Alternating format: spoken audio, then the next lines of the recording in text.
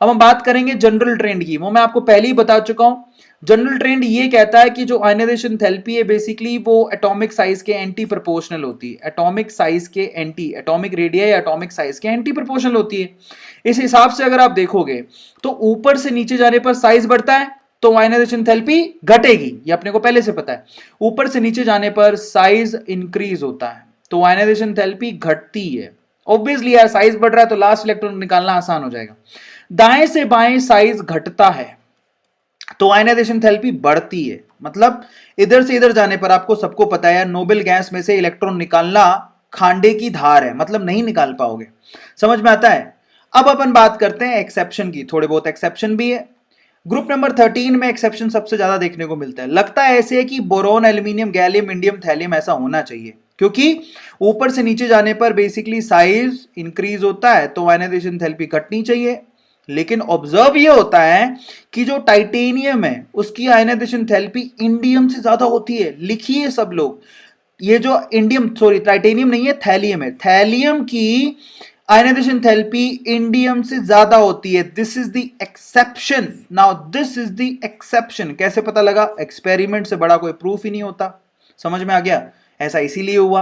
इसी तरह से ग्रुप नंबर 14 में भी हमें नजर आता है कि कार्बन सबसे ज्यादा होना चाहिए, फिर silicon, germanium, tin and lead, लेकिन ऐसा नहीं होता।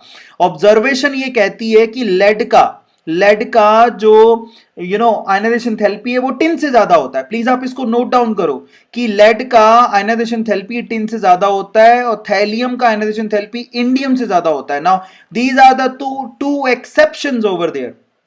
ये दो एक्सेप्शन आप लोगों को दिखाई दे रहे हैं जो पूछे जाते हैं। इसी तरह से अगर हम बात करें ट्रांजिशन एलिमेंट की तो आपको बताता हूं कि स्कैंडियम, टाइटेनियम, क्रोमियम, मैंगनीज तक तो आयनाइजेशन एंथैल्पी बढ़ती है, लेकिन उसके बाद इन तीनों के लिए आयनाइजेशन एंथैल्पी कांस्टेंट हो जाती है क्योंकि एटॉमिक साइज में कुछ ज्यादा फर्क नहीं आता। लेकिन उसके बाद कॉपर और जिंक पे जाने पर आयनाइजेशन एंथैल्पी बेसिकली फिर से इंक्रीज होती है। मतलब यहां सॉरी ये घटेगा, decrease then constant then increase. तो मैं आपको समझाता हूं। अगर आप स्कैंडियम से लेके मैंगनीज तक जाओगे तो वहां पर, क्योंकि नहीं यहां पर थोड़ा सा गलत लिखा हुआ है, ये मैं उसको करेक्शन करा देता हूं। स्कैंडियम से मैंगनीज तक जाओगे तो यहां पर साइज जो है घटने लगता है, साइज डिक्रीज होने लगता है। सबको समझ में आया?